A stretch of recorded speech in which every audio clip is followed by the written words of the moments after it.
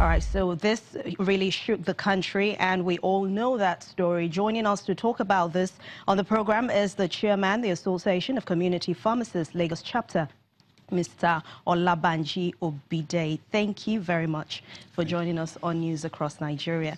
What are your thoughts on the codeine and the abuse of it and how it was all discovered?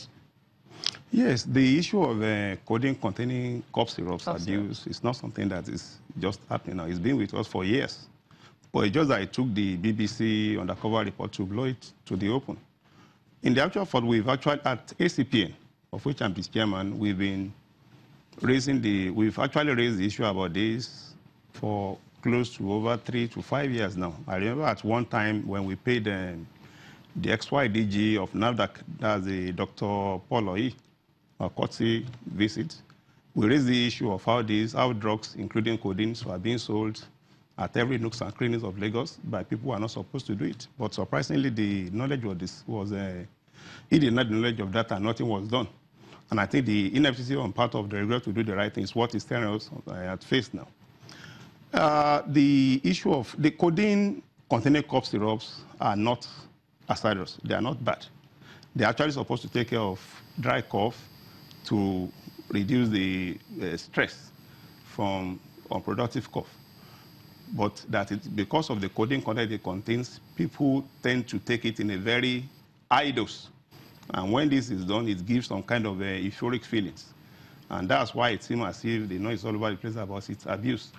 But just that we've talked about this in the past, but government doesn't seem to pay a listening here to us.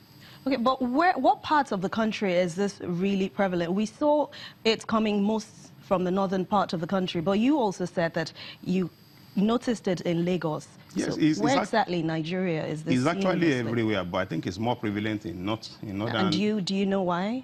Well, possibly because of course, we all know what is happening in that place now. Boko Haram, Herdsmen issue and all those things.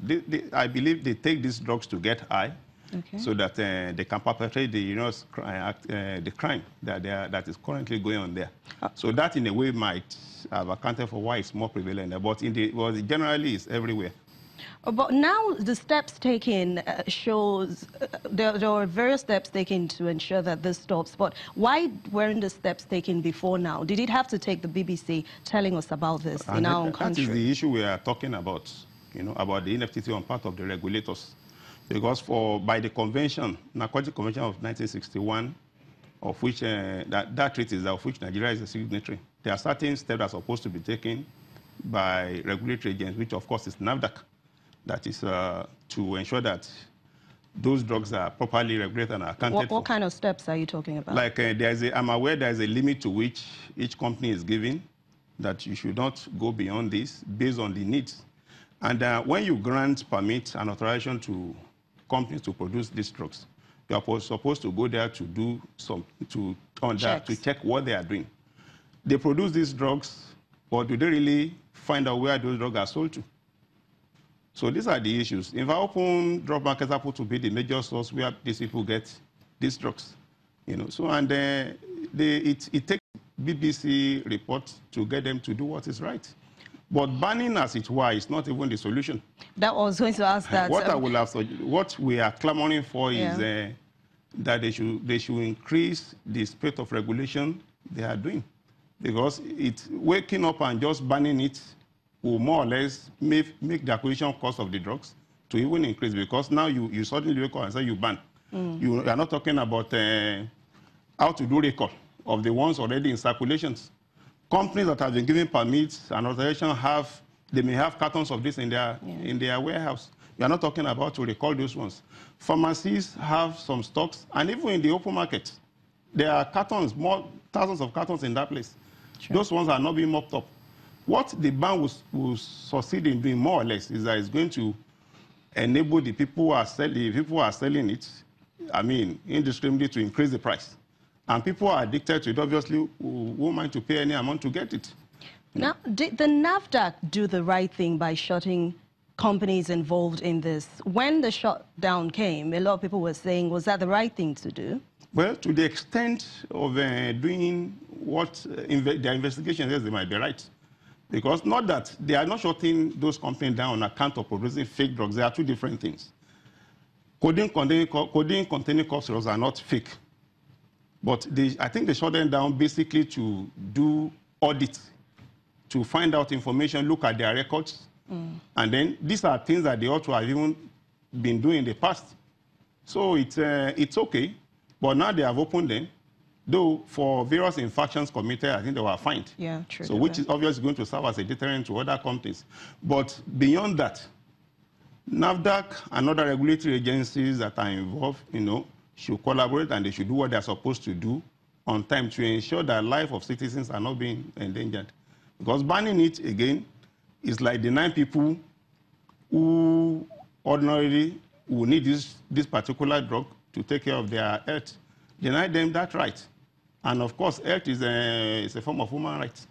True. So that's just it. Now, cough syrup, let's clear the air now. Yeah. Cough syrup with codeine, is it actually a prescription drug or an over-the-counter drug? Initially, it was over-the-counter drugs, but I'm aware about 2 years ago, it's been reclassified as a prescription-only medicine drug.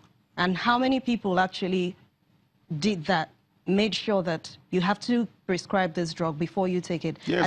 Don't just go over the counter My and members just buy. all over Lagos, I can vouch for them, they do that.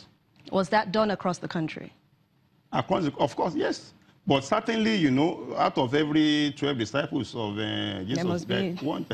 So, but pronouncement from ACPN, from PSN, is that all these drugs, since it's been reclassified as a prescription drug, you must be in prescription before you access it. Even in my own premises, I'm sure some of my customers, my clients who are watching me can attest to it. You can't get that drugs without prescriptions. So and which I believe most of our members are doing. And then part of the problem again is that, yes, you might want to ask, why is the hearing members, why are they not being disciplined? Again, government has blaming that. About 3 years ago, I think when the new administration came in, they dissolved all the board of agencies, including Pharmacists Council of Nigeria. But that's the agency that is charged with regulation of pharmacy in all ramifications, including discipline of hearing members. Even as we speak now, if any member is caught, that is if at all there is anybody doing that, they can't do much in the area of this because the board is not in place. And so federal government will help in this regard if they can constitute board of Pharmacists Council. And not even only that, empower them, with infrastructure to be able to carry out regulatory activities very well. True. All right, now that government has banned cough syrups with codeine, you're a pharmacist. Yeah. Can a cough syrup without codeine do the same thing as what a cough syrup with codeine will do? No. Concerning health? Yeah, no, but I remember Benylin with codeine, who happened to be a pioneer in this. Yeah. I think maybe they have been futuristic in their approach to issues.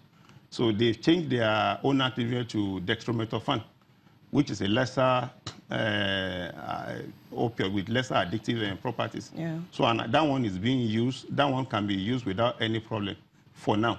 Okay. So but you see, codeine in cough syrup basically is to suppress the cough reflex, so that persistent cough can be taken care of. Thank you very much. Chairman, Association of Community Pharmacists, Lagos Chapter, Mr. Olabanji Obidei. Thank you very much for your time on News Across Nigeria.